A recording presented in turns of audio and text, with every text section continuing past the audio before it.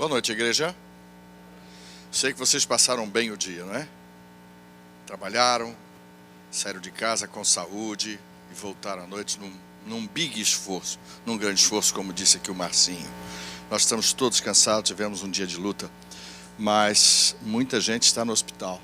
Gostaria de estar empregado, trabalhando, correndo atrás, mas está lá sem perna, sem olho, sem braço, com doenças incríveis, tomando transfusão de sangue. Toda vez que eu vou ao hospital, e pastor vive em hospital, né? A gente vê a desgraça das pessoas e quão felizes eles ficam. Às vezes nós vamos numa enfermaria e tem lá 5, 6, 7 camas, e a gente passa de cama em cama, falando para as pessoas, e eles têm um olhar assim na enfermaria de pedintes, mendigos de saúde, mendigos de welfare, de um bem-estar. E como pastor, a gente tem a obrigação de ir numa cama, falar, orar, e vai noutra cama, e eles estão assustados, né? Mas eles veem que a gente chega, toca com amor e carinho, aí a gente faz uma oração e pede permissão. Posso orar por você? Eles podem. E esses dias foi interessante, eu fui visitar uma pessoa que nunca veio à igreja, mas a esposa e a filha são fiéis, mas muito fiéis, durante anos. E eu estava lá em Santo André, onde moro, eu fui, ela disse: pastor, visita meu pai, ele teve um derrame, ele está mal. E eu falei: tá bom, eu vou lá visitar. Nunca entrou na igreja, judiou da gente, me espancou a mim, minha mãe, e a gente sempre firme, e agora ele está no hospital. Eu falei: ele não tem uma mulher? Não, ele tem várias, mas agora ele está sozinho. Normalmente elas os abandonou. O abandonou. E eu fui ao hospital, marquei aquela confusão toda de hospital, entrei e fui lá no lugar onde ele estava, na UTI, e eu olhei para ele assim, né, com a vontade de pegar o chinelo. Pastor é gente também, viu? A gente vê as nossas ovelhinhas sendo humilhadas durante anos, massacradas por esses homens machistas, né? E você vê aquilo na hora lá, você diz assim: e agora, sem vergonha? Aí a gente foi conversar, eu falei: ele está me ouvindo? Ela falou: eu acho que está, não sei, ele não responde, está lá. E aí eu comecei a falar da nova terra. Comecei a dar esperança para ele que Deus deu para mim, e disse: conta isso para os outros, tá? E eu comecei a falar da nova terra, que vai ser assim, vai ser assado, ignorando totalmente o passado dele, né? E o que estava no meu coração de negativo. Comecei a falar de coisas boas, peguei a Bíblia ali, a nova terra, isso e tal, os céus, a noiva descerá adornada, e fui levando o papo, porque não adianta você ir no hospital. Eu aprendi isso no decorrer da vida, viu, prego? Não adianta você levar a sua palavra: não, vai dar tudo certo. Conversa, a tua palavra e palha é a mesma coisa, diz Isaías, né? O homem é como a flor do campo, secou, secou. Então eu aprendi que quando você vai ao hospital, abra a palavra. Leve a Bíblia, leia a Bíblia, fale pouco, porque tem certos momentos na vida que nós não conseguimos tirar a dor que consome. É só Deus. Então você abra a Deus, você leve a Deus, você é portador de luz, você ainda não é a luz. Você vai no hospital, leve a palavra, abra em Isaías 42, nos Salmos, vai lá e leia para a pessoa. Deixa que a palavra faça o metabolismo intelectual na mente daquela pessoa. Permita que a graça, através de suas palavras, fluam ao coração daquele inconverso. Permita que o Senhor brilhe pelo menos uma vez na vida daquele homem. E eu tenho a mania de ler a palavra, não ficar falando muito. E eu li. No final, ele fez um esforço, virou a cabeça para mim. Falei: bom, seu fulano, eu vou embora e tal. E aí eu vi a lágrima rolar. E ele estava consciente. E eu vi a lágrima rolar. Ele falou: pastor, ele está chorando. É. Eu falei: eu vou embora, tá bom, seu fulano? Um abraço para o senhor, eu volto. Agarrou minha mão.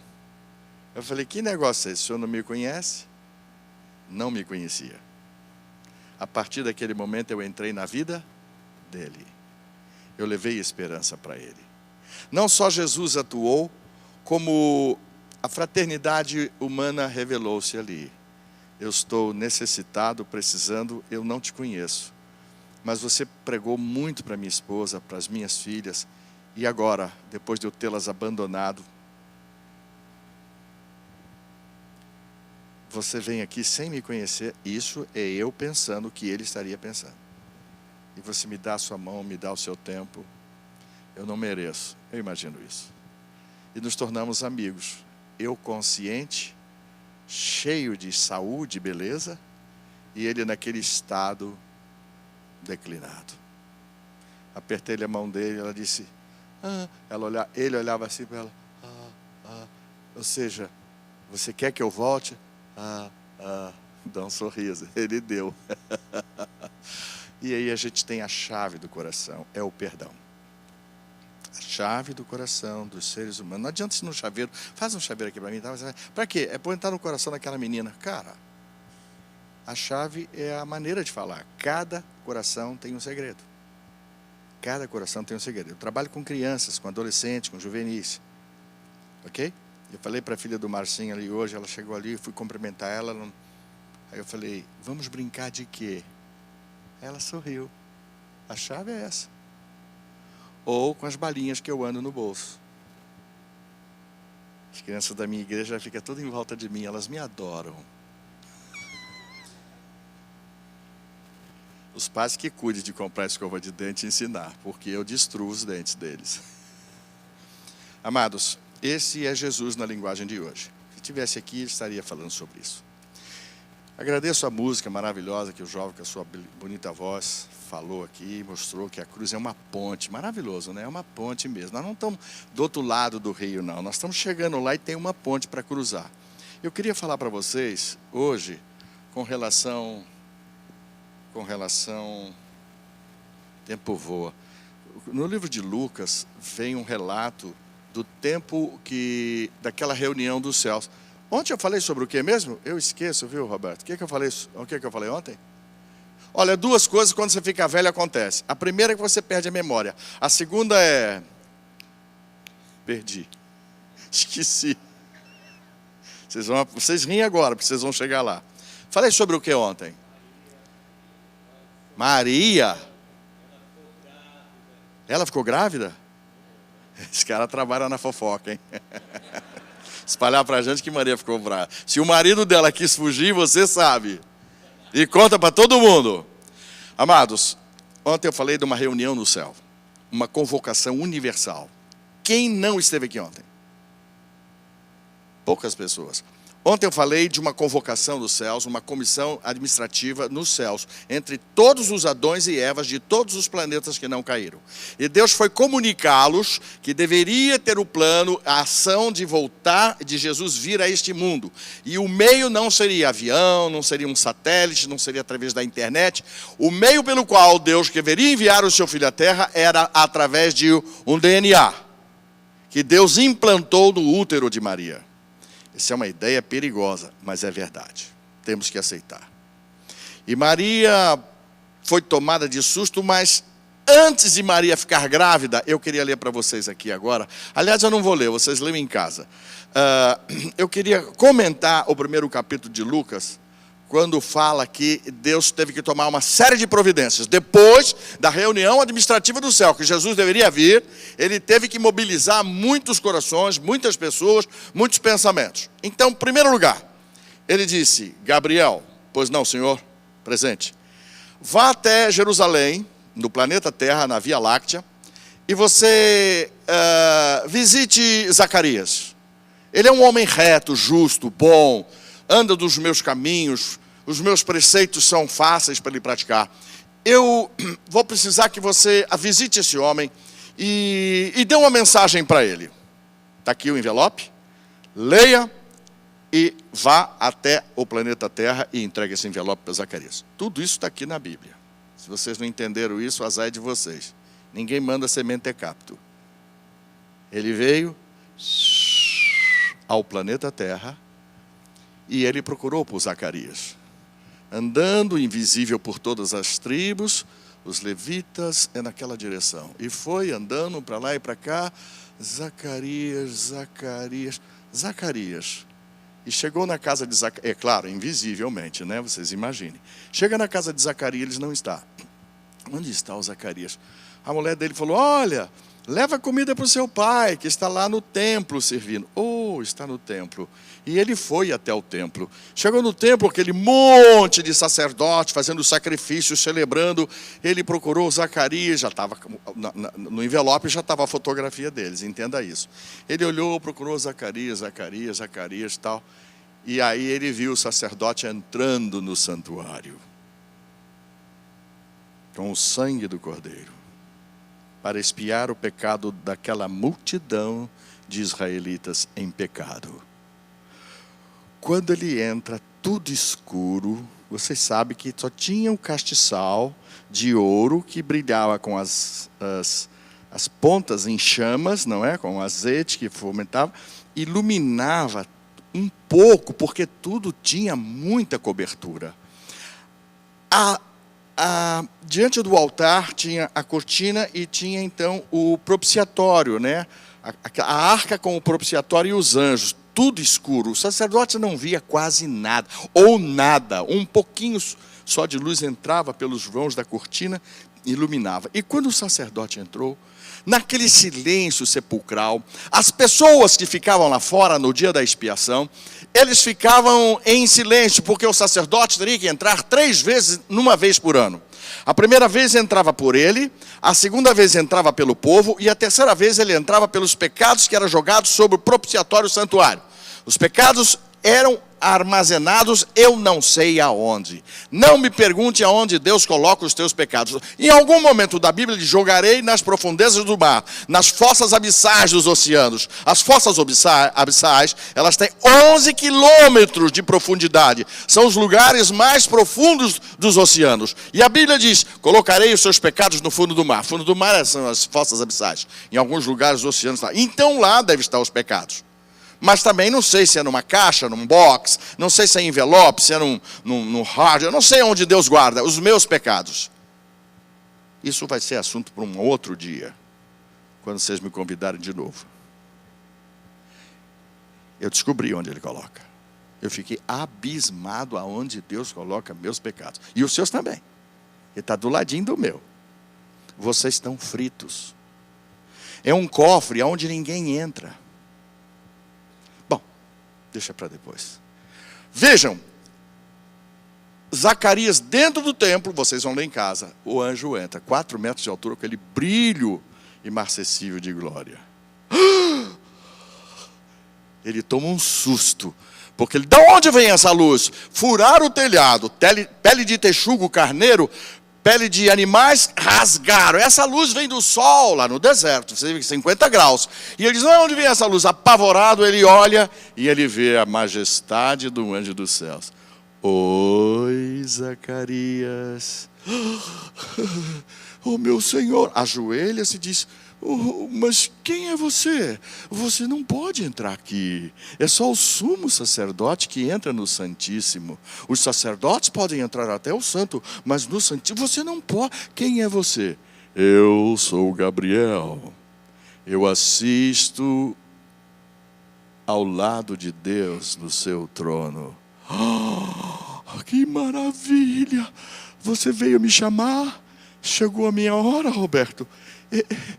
Eu vou deixar aqui a minha casa, as minhas coisas, o meu ministério. Ele falou: não, Zacarias, eu vim para te dizer que você vai ser pai. Tudo menos isso. Anjo não brinca. Pois eu não estou brincando. Eu assisto diante de Deus, Jeová. E ele mandou uma mensagem que você vai ser pai. Mas não é possível. Eu já sou um homem idoso. A minha esposa também é uma mulher idosa. Eu acho que vocês estão brincando. Como é que vai a minha mulher, depois de tantos anos, ela ficar grávida? Vai ser um escândalo. Vai ter fofoqueiro que vai falar da minha esposa? Como é que vai ser o meu nome na igreja, na comunidade? Vão dizer que eu engravidei. Vai ser uma complicação, anjo. Eu não acho bom, uma boa ideia, eu agora com idade de avô, ter um filho, uma criança, um bebê. E além do mais, eu estou aqui no santuário. Eu tenho que ficar aqui o meu plantão desses dias todos. Eu não posso nem ir em casa. Não vai dar. Essa não é uma boa ideia. Está aqui, hein? Eu não estou inventando. Aí o anjo diz: olha, é triste. É triste para mim chegar para Deus, Ele vai perguntar: como é que foi lá com Zacarias? Ele ficou feliz que vai ser pai? A mulher dele a vida inteira desejou ter um filho? Como é que ele recebeu a ideia? Eu vou ter que dizer para Deus. E eu vou dizer o quê? O anjo ficou bravo, vocês precisavam ver. Eu vou dizer o quê para ele? Que você é um incrédulo?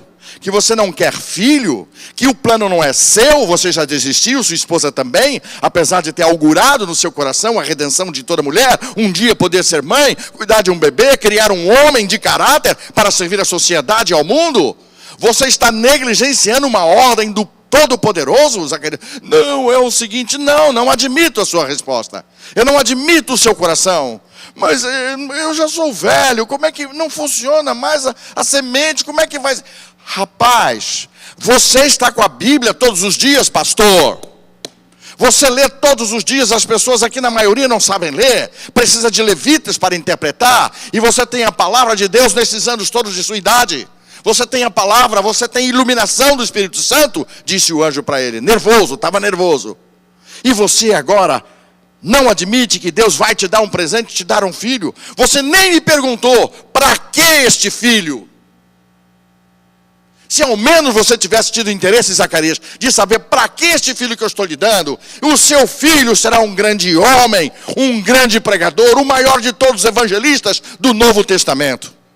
Ele virá para preparar a vinda do Messias. Nós tivemos uma reunião ontem nos céus, onde milhões de pessoas compareceram, e foi decidido pela Trindade, pela divindade, que o Filho de Deus virá a este mundo como criança.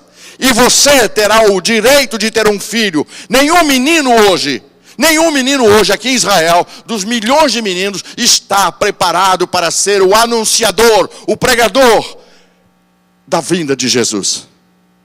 E você, incrédulo, você não leu sobre Abraão?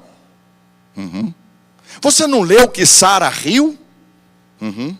Você não leu que Abraão, pela incredulidade dele, levou muitos anos para a promessa se cumprir?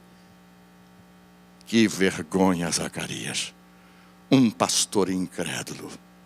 O que interessa uma igreja se ela tem um pastor incrédulo? O que interessa para uma igreja se tem um pastor que envelheceu e mofou? Eu morei muitos anos no Guarujá. Uma casa boa, ampla, bonita, perto de uma floresta. Em poucos meses eu percebi por que aquela casa estava vazia durante alguns anos. Quando eu abri os meus armários, os meus ternos todos mofados. Quando eu pegava os meus sapatos, todos mofados de branco. Vocês entendem o que é mofo? Por que existe o mofo? Umidade e o salitre no ar, estragando tudo. E eu tirava meus cintos, todo branco. Eu digo, meu Deus. Eu falei para minha esposa, nós entramos no navio errado. Eu achei que era uma boa morar aqui, mas olha só. Aí fomos conversar com os vizinhos. Falei, ei, você é o último a saber. Mofo, mofo, mofo. No inverno, quando você tirava uma blusa, vocês já sentiram o cheiro de uma blusa mofada? Então não é só eu, né? Aquele cheiro de mofo. Tem que ir todos os ternos constantemente para o sol, aproveitar a luz do sol, que o sol é bactericida, é fungistático. Deus criou um remédio que acaba com o mofo, é a luz solar, é o calor do sol. Por isso que Deus é luz, disse João. Por isso que Deus é luz, disse João. Deus é luz. Ele tira o mofo, e tirou o mofo do pastor. Para que serve uma igreja um pastor mofado? Cheirando a mofo, cheirando a coisa velha, com ideias velhas, sem brilhantismo, sem estar renovado na palavra de Deus. Para que serve uma igreja? Pagar salário para uma pessoa mofada? Ninguém gosta de mofo. Mofo é sinal de doença. Eu pergunto a você: você é um cristão mofo? Você já sentiu o seu cheiro, o seu odor quando você passa, onde você anda? Você já ouviu o seu hálito? É agradável falar com uma pessoa com mau hálito? O que é que vocês me dizem? Péssimo. A gente se afasta, desvia, ok, um abraço, até logo. Não terminei a conversa, depois a gente conversa. Alguns cristãos têm mau hálito. A vida dele exala morte. E está escrito cristão. Mas tem que escrever todo dia, porque geralmente vai apagando com suor. Não é o caráter, é a pregação. O caráter dele não é cristão, mas a pregação dele é. Isso chamamos de hipocrisia. Eu estava lendo um artigo hoje, enquanto eu estudava, falando sobre a hipocrisia. É uma máscara. Não somos verdadeiros cristãos. Alguns eu reconheço, que estão lutando para perder a máscara, para serem autênticos, e por isso apanham na vida. Até o dia que Deus diz, ufa, até que enfim tirei o seu mofo. Amém? Amém. Mas fala com vigor, amém? Para acordar os que estão dormindo. Deus precisa tirar o mofo da vida espiritual das pessoas, porque aqui Deus ficou decepcionado com o sacerdote. Porque ele não acreditava nas promessas de Deus, não estava sim vinculado com a história de Israel. Meu Deus, não sabia de onde vinha, não sabia para onde ia, não tinha ideia do tempo que estava vivendo. Um sacerdote nas barrancas do Jordão. Jesus estava vindo pela primeira vez e ele despreparado para receber o Filho de Deus. Aquele sangue que ele transportava lá de fora até o santuário era o sangue do Cordeiro. Pura forma. Não tinha conteúdo. Para que uma religião de forma? Por que colocar as pessoas dentro de moldes? Agora você pode ser batizado. Quando você não trabalhou o coração das pessoas. Quando você não deu os princípios verdadeiros, morais e éticos para as pessoas. Por que encher as pessoas de preceitos? Quando o coração não foi entregue a Deus. Nós montamos uma igreja assim, desta maneira, mofada. Sem vigor, sem brilho. É duro para mim. Porque é minha igreja, é minha missão. E eu perguntei-me a Deus, quantas vezes eu fui um pastor mofado no púlpito? Quantas vezes eu fui um pastor mofo, cheirando a morte nas minhas igrejas nesses últimos 42 anos? Nós fomos colegas, né? Mas eu já era tinhoso naquela época. Não era mofado não, né? Eu não cheirava mal. Uma coisa você deve lembrar-se. Próximo da luz, próximo do sol, mata as bactérias e os vírus do pecado na tua vida. Próximo da luz. Não te afaste da igreja. Nunca. Por motivo nenhum. Ontem alguém me disse, eu não vim à igreja. Eu estava muito cansado, trabalhei demais. Meu trabalho é... Mas eu vim. Eu nem sabia que o Senhor ia pregar. Obrigado, porque o Senhor pregou e renovou minha alma. Não sou eu, é a luz. Amém? Você tem que manter a tua luz acesa. Não faça como esse pastor Zacarias. Como presente, pela sua incredulidade, o anjo mete a mão no bolso e tira o quê? Um zíper. Fecha o eclair. Vocês estão rindo? Toma. Ele nem conhecia, não tinha inventado. Falou, o que é isso? Fecha o eclair. O que eu vou fazer com isso?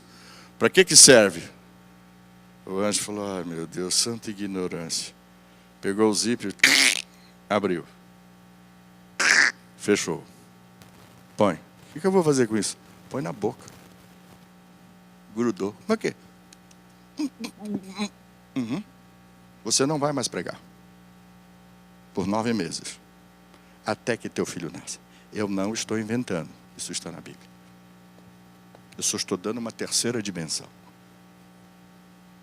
Para ver se você passa a ler a Bíblia com profundidade. Com criatividade. Que o Espírito Santo te ilumine. Que é o mesmo que iluminou. Amém. Põe um zíper na boca. Dias atrás eu tive um problema. Uma afta que não fechava. E ela foi recorrente, durou muito tempo. Está aí o médico. Dr. Olinto, foi colega de colégio meu. E ele sabe que uma afta recorrente há muito tempo, você pode ir para o hospital. Vai fazer um exame, mas quem fuma, né? Agressões, come muito condimento, essas coisas assim, vai agredindo o palato, né? As papilas gustativas, e você vai tendo problema. E eu faço curso, dou aula de saúde, ministro um monte de coisa. Aí eu falei, epa, tem alguma coisa errada comigo. O coraçãozinho começou a acelerar porque a adrenalina caiu. O que eu pensei? Falem para mim. Isso, seja honesto. Eu devo estar fazendo um câncer. Fui no dentista, toma uma pomadinha, nada. Fui no outro, olha, vou botar um pouco de raio laser aqui. Aí me mostrou um livro de dentistas, onde tem os vulcões, né? Ou seja, aquelas feridinhas na língua que se tornam em câncer. Ele disse, senta aí. Ele me chama de PM. É um garoto da minha igreja, que hoje é um médico. Falou, PM, senta aqui. Olha, não parece ser câncer, não. Eu acho que... Deixa eu ver essa foto aqui. Vocês imaginam como é que eu estava por dentro. Olhando fotografia de um álbum médico, para saber se eu estava com câncer. Aí ele, raio laser, ficou tudo duro, nada. Minha esposa falou, não, você vai ter que ir no hospital do câncer. Pronto. A esposa dizer isso. Você sabe qual era o meu problema? Não era medo de morrer, irmão. Qual era meu problema? Por favor, me ajudem. Vocês são inteligentes o suficiente para me ajudar. Boa, Tercinho. Boa, irmã. Ficar sem pregar. Quem falar, eu posso me comunicar com. Mas ficar sem o púlpito. Sem colocar as minhas ideias para fora. Fui no hospital, peguei uma senhora, uma médica. Ela olhou, examinou meu corpo, passou a mão, apertou tudo lá para ver se tinha algum gânglio, alguma coisa. Aí eu olhei assim, de rabo de olho para ela, e ela pegou uma... Não é facão, é bisturi. Ela abre a boca, só um pouquinho. Cortou, botou no vidrinho e falou, bom, vou levar para o laboratório, daqui a uns dias você me liga. Como é que você vive agora? Hein? Como é que você come, se alegra, vai dormir? Como é que você vai para o púlpito? Não falar para ninguém, eu não tinha certeza. Como é que você vive quando você está com suspeita de câncer? Hein? Alguém já teve essa experiência? E foram dias e dias. Eu não falava nada, a minha esposa não falava nada. Ela botava a mão na minha perna assim e dizia, velho, já era. Toda vez que eu me dou mal, vocês riem, né, igreja? Essa influência é deletéria. Aí você vai lá amanhã que vem, se você vai ter que ir lá ver como é que está o exame. E eu passei lá. Aí a moça falou, você não veio aqui.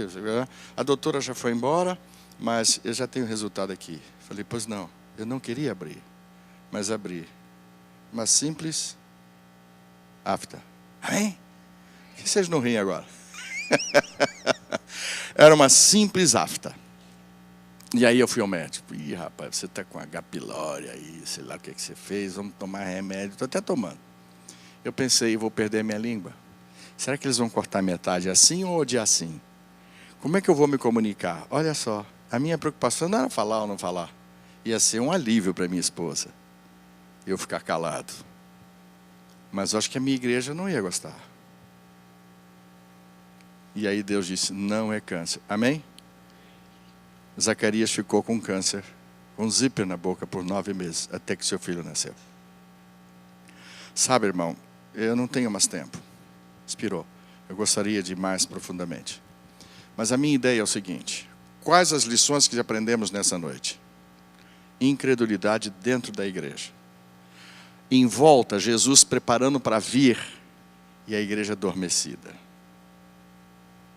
Ele disse em Mateus 24, virei como?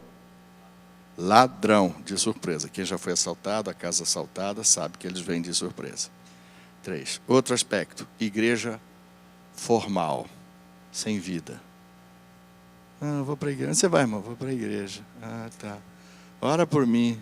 Tá. Se der, né? Igreja é algo de vibração. Essa igreja morta não existe mais, ou não deveria existir. Deveríamos fazer um sepultamento essa igreja morta, sem vida, e ressuscitar essa igreja. Amém? tem que construir um altar, cada um de vocês pegar um banquinho, subir em cima e deitar em cima do altar e dizer: Senhor, consome a oferta. Amém? Leia Levítico lá, vocês vão ver. Senhor, consome. O que eu sou, o que eu tenho, eu quero entregar em tuas mãos. Não faltará dinheiro para mais nada. E não faltará ninguém para fazer qualquer tipo de trabalho. A igreja vai estar superlotada. Eu tenho pouco tempo para falar para vocês algumas ideias que eu tenho pensado que eu extraí da Bíblia. Infelizmente, a gente termina sábado. Eu precisava um pouquinho mais de tempo.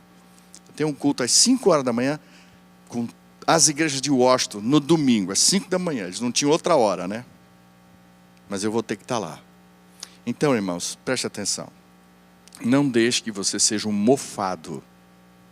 Não permita que a sua religião fique velha, envelheça. Use-se.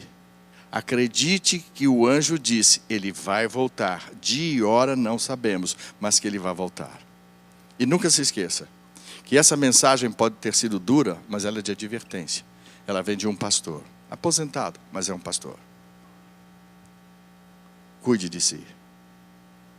Não seja mais um membro aqui na igreja que não tenha nenhum vínculo com as coisas e o crescimento de Deus. Não espere por um pastor vir e dizer o que você tem que fazer. Não espere por um líder vir e dizer que você tem obrigações para com os céus, para com Deus. Eu acho que essa igreja, o que menos precisa é um diretor missionário, porque cada um aqui o é. Amém? Sabe das suas obrigações, sabe de suas responsabilidades. O pianista chegou, ele foi direto para o piano. Ele sabe que ele tem que ir aqui. O moço veio, preparou a música e veio aqui cantar. Eu vim preparado e vim pregar. E vocês vieram para assistir. Mas você também tem uma igreja, onde você trabalha. Você tem ovelhinhas que precisa do seu pastor e é você. Você tem vizinhos. Você tem clientes. Eu não sei aonde você ministra, onde você trabalha. Mas se cada um de nós formos crédulos, se cada um de nós tirarmos todos os dias os nossos ternos, roupas, sapatos e cintos, malas e bolsas e colocar no sol, nós iremos produzir muito mais e com essência, com fragrância, como se fosse um perfume de cheiro suave diante de Deus. Deus abençoe a você nesta noite. E eu queria que você tivesse um minuto para orar por você, sobre o que você ouviu falar nessa noite. Mofo, incredulidade, religião pro forma. Feche os seus olhos, por favor. Oremos nesse instante, cada um de per si. Exponha teus problemas aos pés do altar de Deus. Obrigado, Senhor, por termos vindo aqui, juntos em adoração, trazendo o nosso coração velho e cansado, para que o Senhor possa reformá-lo nesta noite. Que a mensagem que Tu trouxeste do púlpito da Bíblia para nós seja um estímulo à renovação da nossa confirmação de fé, daquele pacto que fizemos lá atrás, no dia do nosso batismo. Me perdoe se temos te decepcionado, se algumas vezes encontra a nossa roupa de mofo. Nós não gostaríamos de ser assim, mas nos ajude. Ajude a Tua igreja do século 21. Ela é a última, ela é remanescente, ela é brilhante e vigorosa. Ela é importante aos Teus olhos. Não permita que o mundo nos humilhe, Senhor, crescendo, avançando e nós parados no tempo. Mas faze Tua igreja ser movimentada pela busca, pela necessidade do Teu Espírito Santo. Renova a Tua igreja nesta noite, nesta semana, eu te peço, em nome do Pai, do Filho e do Espírito Santo. Amém.